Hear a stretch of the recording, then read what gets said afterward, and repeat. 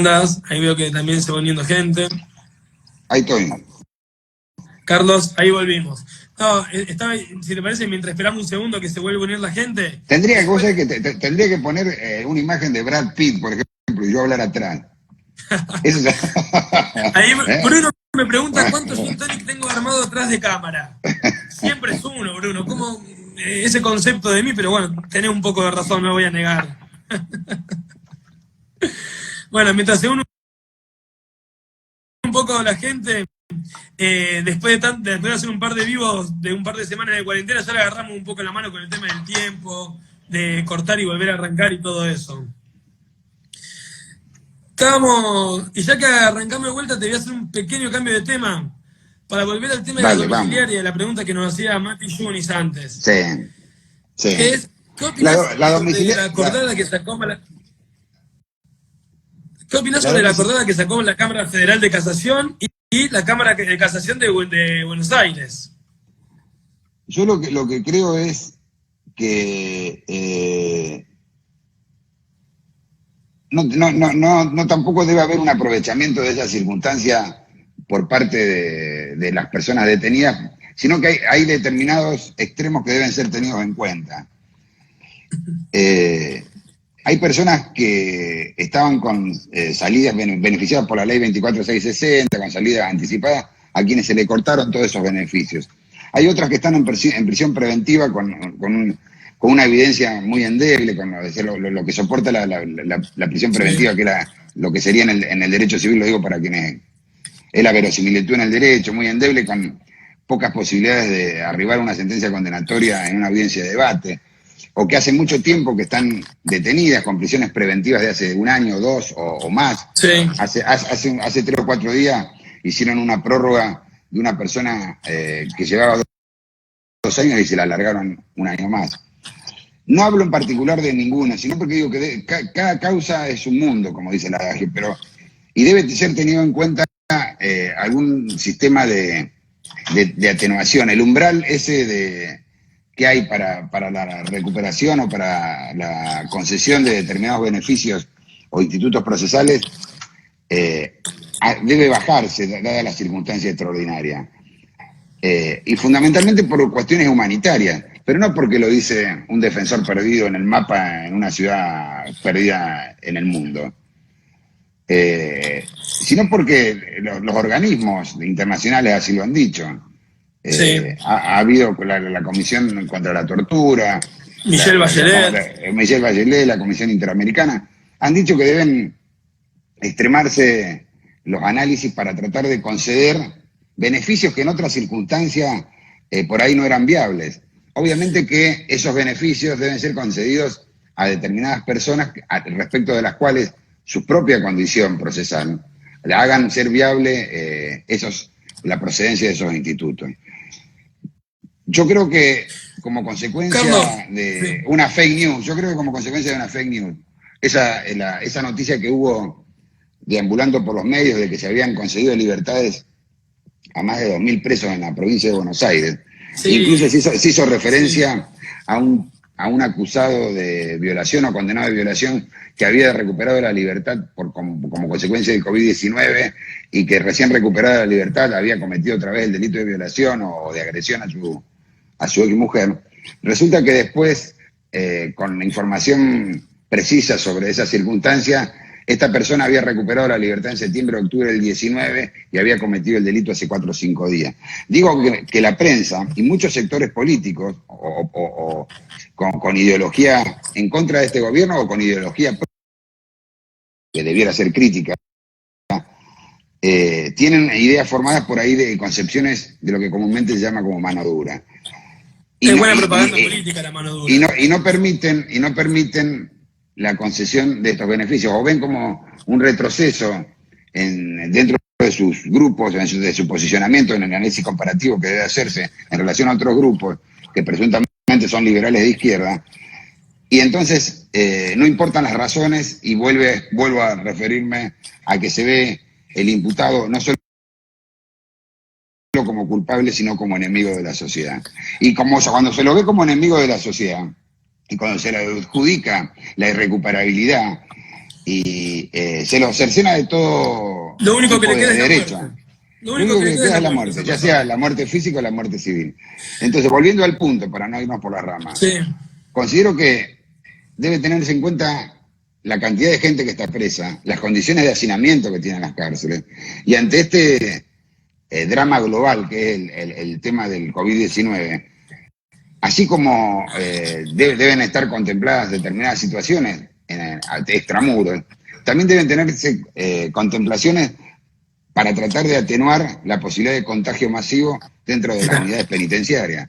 Bueno, y la única manera de tener una debilidad en la posibilidad de contagio es que empiecen a adjudicar arrestos domiciliarios o libertades con restricciones a las personas que reúnan determinadas condiciones, pero con parámetros diferentes a lo que se venían haciendo hasta febrero del 2020. Bueno, yo creo que las verdades, y esto es un punto, que atraviesa lo que estamos hablando, ¿no? Atraviesa lo que estamos hablando y lo abarca, por cierto. Que la gente debe entender que una verdad puede ser verdad dentro de un contexto. Uno puede tener razón dentro de determinadas condiciones. Cuando el contexto cambia, las verdades también cambian. Desde el ejemplo concreto de la cuestión del análisis histórico, determinada conducta hace 60 años era mal vista y hoy determinada conducta es aceptada. No sé, comer carne humana. Comer carne humana, obviamente que es repulsivo, pero si estás en la cordillera de los Andes, después de 30, 40 días sin comer, es entendible. O sea, una verdad es posible dentro de un contexto de circunstancias sociales, sociológicas e históricas determinadas. Y lo que está pasando, como novedad global, ya lo digo, como novedad mundial, es el tema de este virus. No permitirle la posibilidad de no contagio a las personas privadas de libertad es casi un asesinato. Porque las cárceles, y esto también es un problema atravesado por la política, porque la construcción de cárceles con asistencia sanitaria, la no construcción de esas cárceles, no es un problema de los internos, es un problema de los políticos, que han desviado esos fondos para otros lados o para intereses personales. Y no tenemos cárceles ayornadas a lo que es el siglo XXI. De hecho, como ejemplo paradigmático de esa carencia, en toda la provincia de Santa Fe, con casi 3, 4 millones de personas, no tenemos una cárcel federal. No, tenemos cárceles provinciales con pabellones federales, pero no hay una cárcel federal. Y cárceles totalmente vetustas, que no tienen las condiciones sanitarias. No tienen las condiciones, por ejemplo, no tienen las condiciones sanitarias, por ejemplo, de la unidad penitenciaria de Ezeiza. La unidad penitenciaria de Ezeiza, que por ahí debiera ser el modelo de todas las cárceles provinciales, no se plasma. No ha habido un peso gastado en la construcción de cárceles. Pero sí, después está el reclamo de la prisionización de determinadas personas o de las personas que son acusadas de cometer delitos, lo cual es paradójico o un oxímoron, ¿no? Pretender meter presos a personas cuando ya no hay más lugar para alojarlo.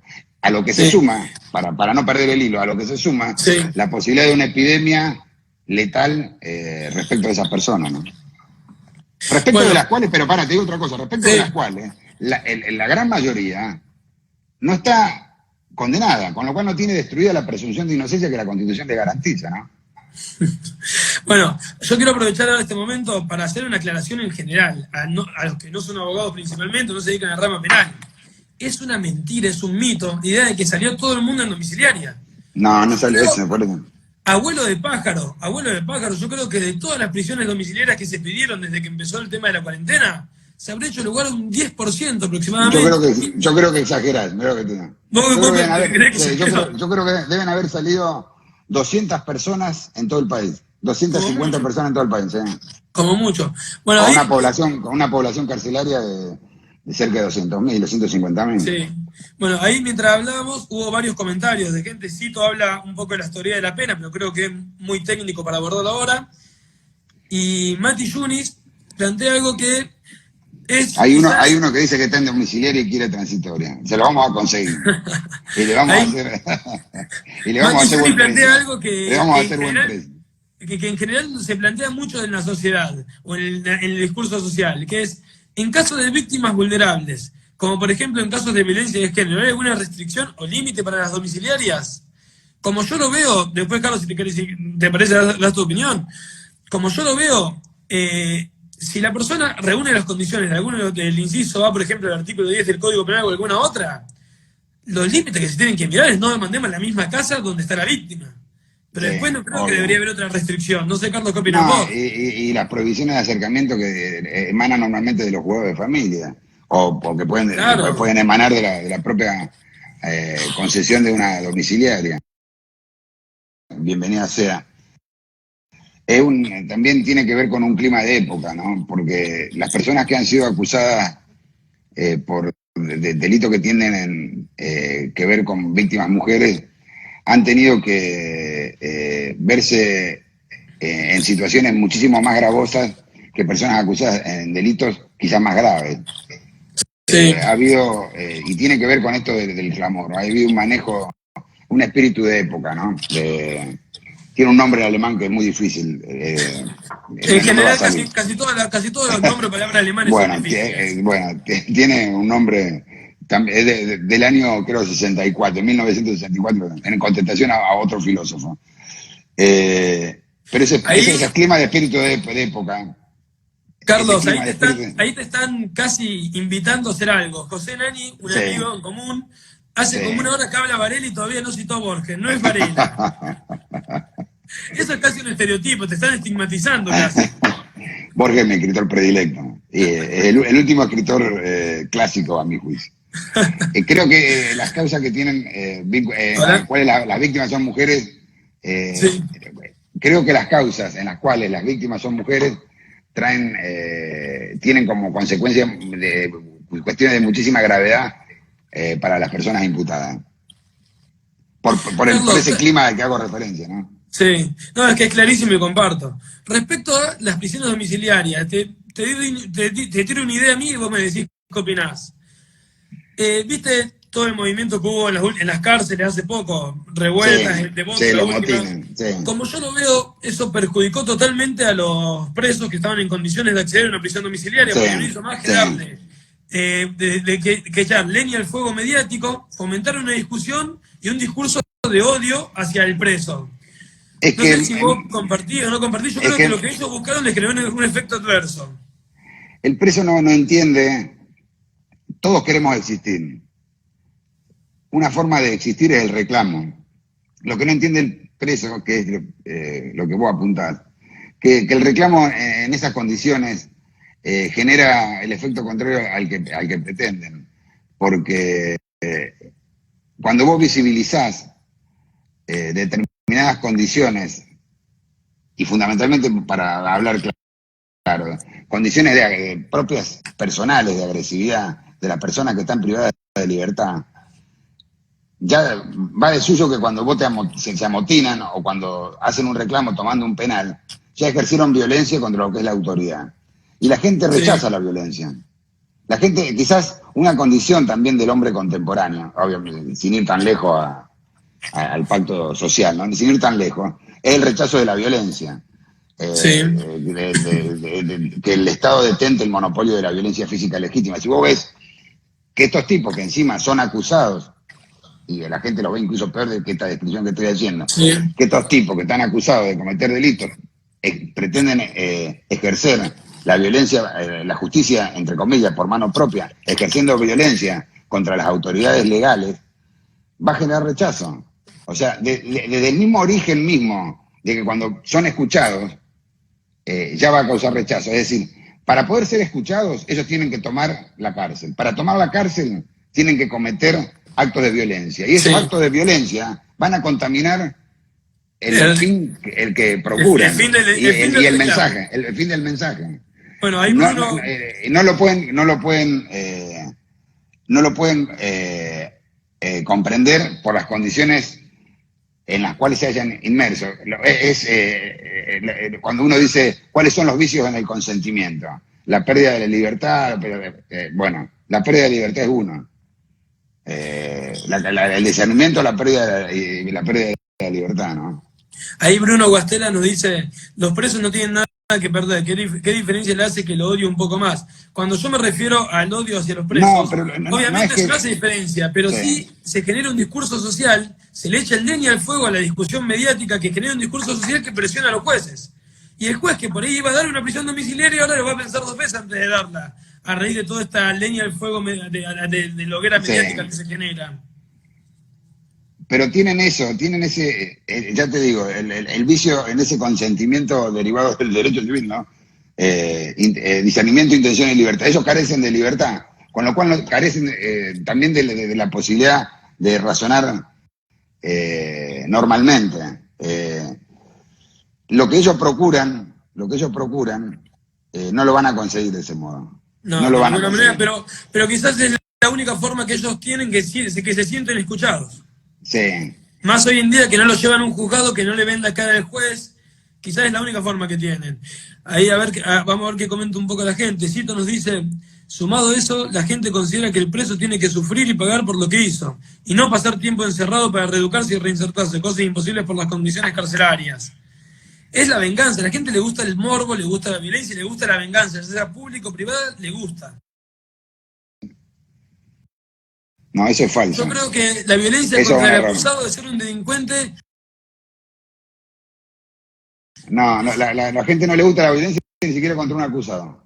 La gente, eso es un error. Yo tengo mis dudas ahí, pero bueno, la idea la gente puede ser baladrones de un coraje impostado. De decir, hay que matarlos a todos. Pero después no mata a nadie, la gente no mata a nadie. La gente cuando ve una pelea, huye a una pelea. O sea, puede hacer una manifestación de deseo, de aplicar violencia, pero la gente no quiere violencia. Sí, esa conclusión, entre otras que he tenido, algunas acertadas, otras no, es también, según aquello, buscando un hilo, ¿no? Manteniendo un hilo, que antes estaba en contra de lo que era la conformación de jurados populares, si se quiere la definición, y ahora estoy a favor. Yo creo que en última instancia la gente rechaza lo que es la aplicación de la violencia física.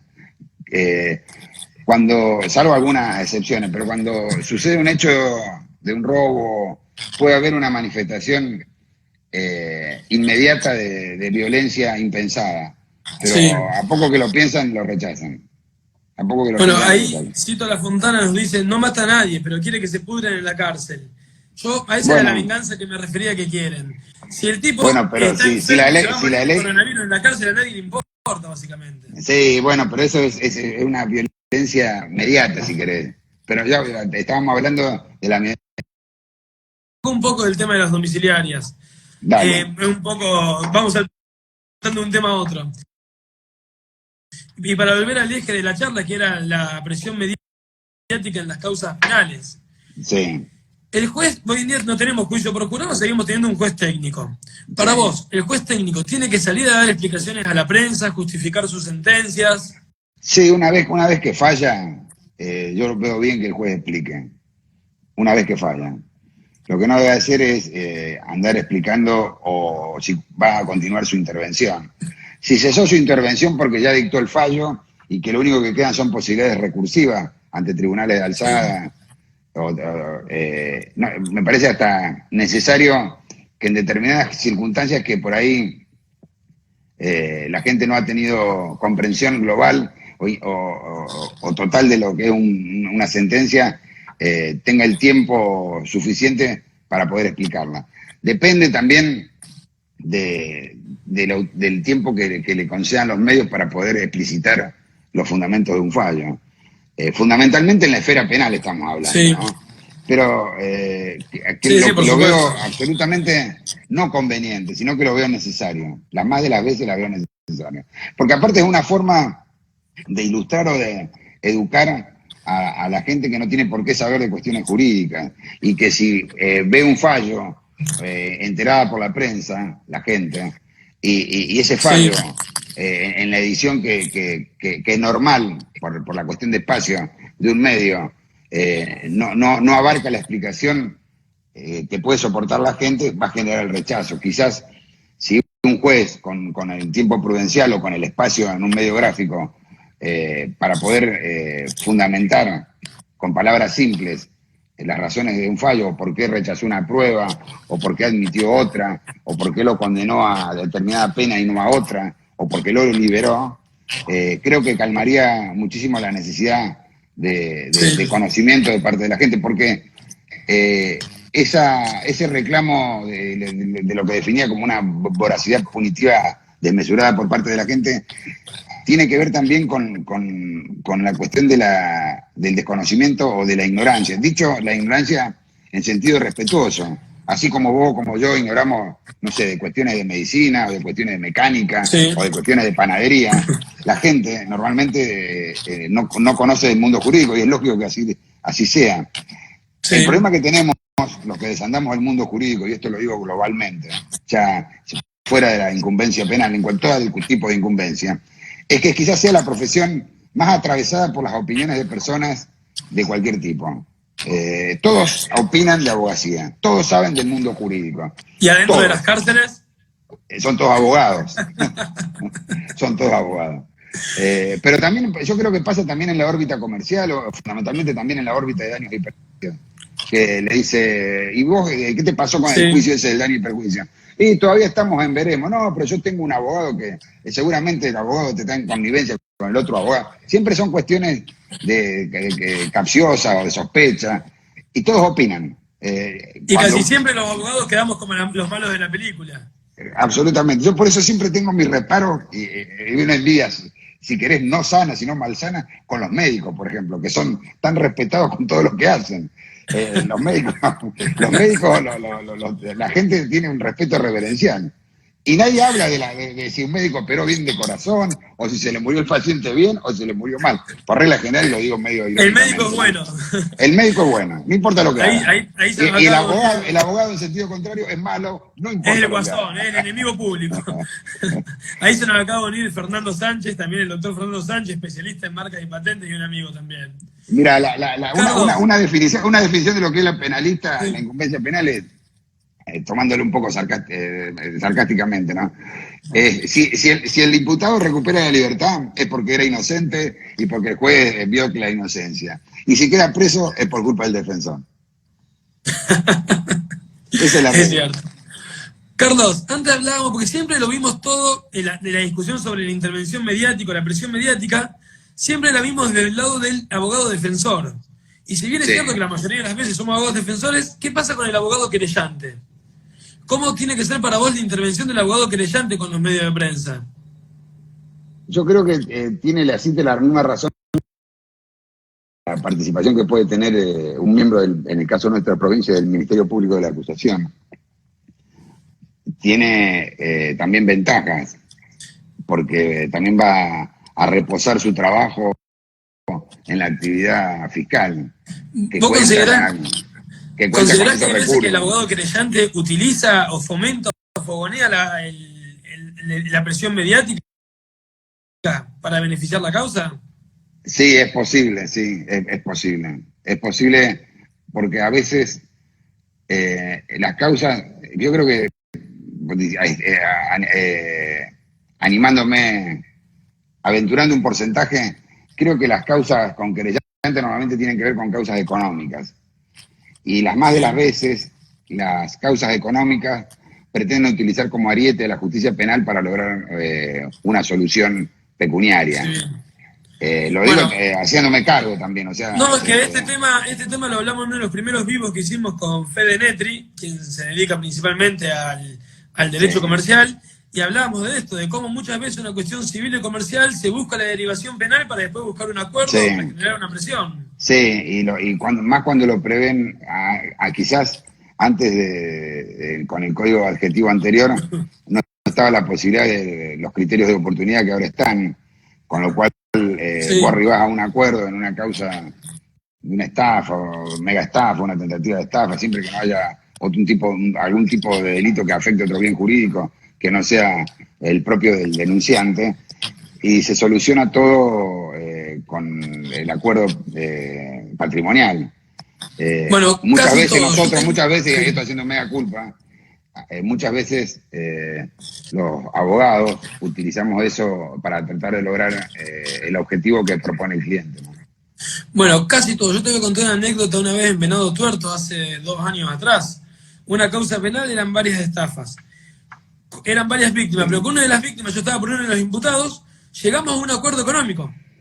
Resarcíamos a la víctima, estábamos todos contentos y el fiscal no aceptó aplicar ni criterio de oportunidad ni nada. Quiso seguir con la causa penal, obviamente. El acuerdo se cayó porque a mi cliente, si no cerraba la causa penal, no le servía. Y ahí, por una postura que yo veo como criticable de parte del fiscal, siguió la causa penal, la víctima nunca recibió ningún tipo de indemnización, solamente por una cuestión de que... Y lo terminó, por ahí lo terminó perjudicando, el sistema estatal lo terminó perjudicando. A la víctima. Carlos, es aquella causa de que tuvimos nosotros también de los 1.000 millones de pesos. Sí, vos también participaste. Tuvimos un fin de semana largo, corto todo el fin de semana. Nosotros sacamos el arrepentido, nos fuimos con el muchacho de la mano, ¿te acordás? Sí. Que era el contador.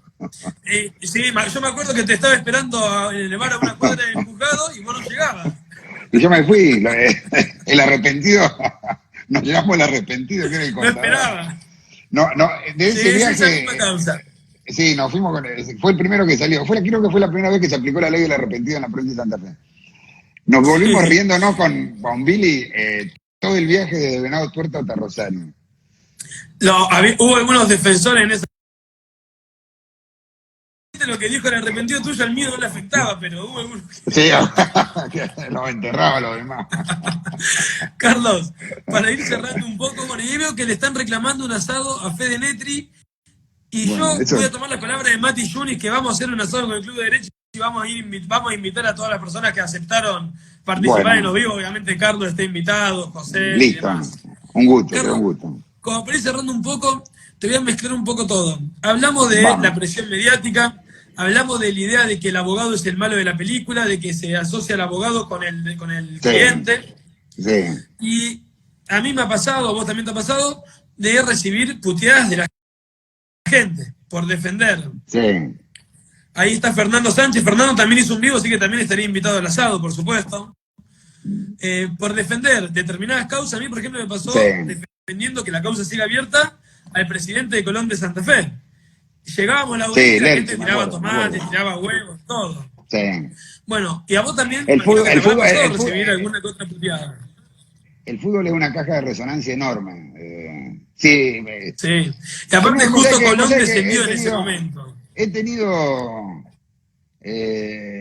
suerte quizás. No he recibido así. Obviamente que sé que las críticas existen porque hay una cuestión que tiene que ver también con el objeto de lo que es esta charla.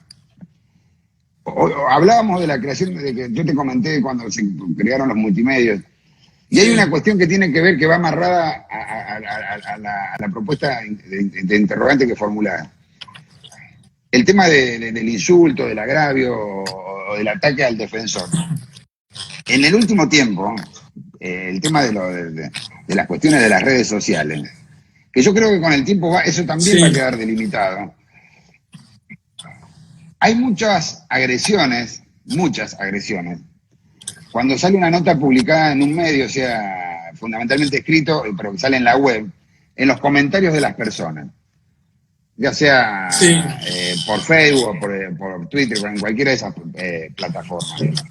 Sí. Y creo que eso obedece a la cuestión del anonimato. Y yo creo que eso, así como en algún momento era impensado de determinadas cuestiones tecnológicas, yo creo que en algún momento las redes sociales van a tener una exigencia de identificación permanente. Y esa identificación permanente, de la cual yo estoy de acuerdo, ¿no? Porque yo ando en las redes, pero mi nombre está, y nunca me meto con un Facebook trucho o con un Twitter trucho, sino que con un nick de Twitter trucho. Yo creo que con el tiempo va a ocurrir eso y creo que es justo que eso sea así. Que haya una obligación de identificación para cualquier persona que navegue. Y si tenés ganas de insultar, insultá. No, Si y tenés ganas es de hacer tal que, cosa, hacete cargo de lo que decís. y aparte eso tiene otro Porque problema. el anonimato se presta a todo tipo de agresión y fundamentalmente también el anonimato se presta que tiene que ver con esos climas generadores de clamores sociales imperfectos, si querés, que tiene que ver con eso de generar fake news, noticias falsas. Sí. Si la noticia falsa la tiene que decir, no sé, tu papá, Luis Rossini o Juan Peri, tenés que poner tu Sí. nombre.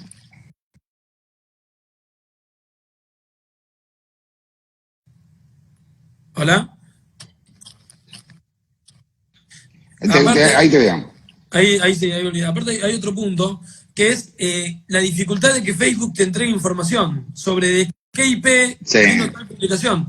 Nosotros en el estudio, no lo hice yo particularmente, porque yo me dedico a la rama penal, pero el abogado que se dedica a los reclamos civiles de daño en el estudio ha iniciado reclamos por daño al honor y al buen nombre desde cuentas falsas, y siempre es una sí, gran dificultad la parte probatoria desde qué IP vino. sí. Y sí, Hasta tal porque punto que lo terminamos probando con amigos en común. Viene fulanito y dice, sí, yo sé que esa cuenta pertenece a él y traigo 10 testigos así, porque sí. Facebook no te da información prácticamente. Es muy difícil lograr esa información para Yo, identificar la cuenta. Por lo tanto, hay un actuar casi impune en Facebook o en otras redes sociales sobre lo que se dice.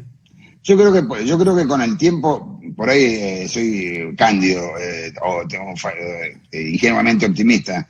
Creo que con el Sí, tiempo eso va a concluir. Incluso por razones de seguridad internacional.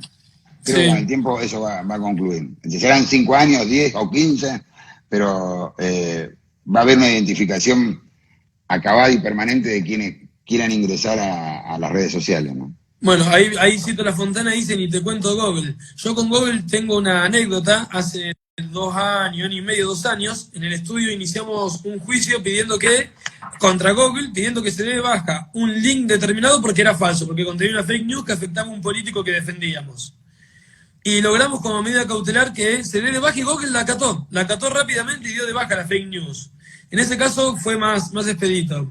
Carlos, ahí Mati Sí. Yunis me dice algo que tenemos como costumbre en el Club de Derecho antes de terminar las charlas, que es relacionado a todo esto que estamos hablando. Si tenés alguna anécdota que te haya marcado, alguna anécdota que nos pueda contar de alguna causa mediática que haya sido, que la parte relacionada a esta charla haya sido interesante, o alguna que quieras contar, ya para ir descontracturando un poco y terminando. Mira, termino con una causa, con una anécdota misma, que ni siquiera es una anécdota, pero que tiene que ver con algo que pasó hace pocos días sin dar nombres propios. Y que tiene que ver con la relevancia o injerencia que tienen los medios en las causas. Una vez, hace muchos años, yo defendía a un grupo de personas acusadas de cometer robos a blindados, a bancos. Sí, Eran otras épocas, eran épocas de antaño. Y habían aparecido esos multimedios, yo había tenido la repercusión mediática, la noticia tratando de aquello que decíamos, la noticia volcándose para el lado policial. Pretendía yo quizás, como principiante, de volcar la opinión de un magistrado, haciéndole una nota a las personas acusadas de haber cometido sí. una serie de robos a varios blindados. Entonces se lo propongo a uno de los que supuestamente era el jefe de ese grupo de personas. Y me dice, Carlos, los malos no concedemos reportajes, los malos siempre vivimos en la oscuridad. Cuando somos visibles, dejamos de ser malos y nos aplastan. Me encantó, estuvo muy bien tu cliente en ese Yo veo momento. ahora que cualquier haz de cartón o que se hacen los malos aparecen concediendo reportajes en los medios. Y siempre me quedó Sí, grabado eso, ¿no? Lo malo, para que siga siendo malo, no debe ser visible. me encantó. Bueno, Carlos, muchísimas gracias por haber aceptado la invitación. No, no, La un verdad que fue gusto. muy interesante, tuvimos mucha gente. Desde el Club de Derecho te agradecemos y como digo siempre cuando terminamos los vivos, invitamos a cualquier persona que esté interesada a participar en el Club de Derecho a que se ponga en contacto, ya sea por Instagram, por Twitter. La idea es fomentar el estudio del derecho práctico y todos, estudiantes avanzados o abogados, están invitados a participar. Incluso cuando termine la cuarentena vamos a volver con charlas presenciales como hacíamos antes. Y Carlos, si querés venir a alguna charla presencial, desde ya estás Bueno, invitado, nos gustaría. Le digo a esos estudiantes un mensaje final, a esos estudiantes de abogacía que están por ahí dubitando con alguna materia que no pueden pasar, que le metan ganas y que se reciban, que la abogacía es la mejor profesión del mundo. La van a pasar bien. Estoy totalmente de acuerdo. Bueno, hay muchos de los chicos del Club de Derecho te están agradeciendo, Agus Borgatelo, Mati Juni, Fede Netri, Agus Roca. Muchas gracias, Carlos, por aceptar, y fue un vivo muy interesante. Tuvimos un momento 90 y pico personas mirando el vivo. No sé Así, si es bueno, mucho, así que... es mucho, es bastante. Bueno. Bueno, muchas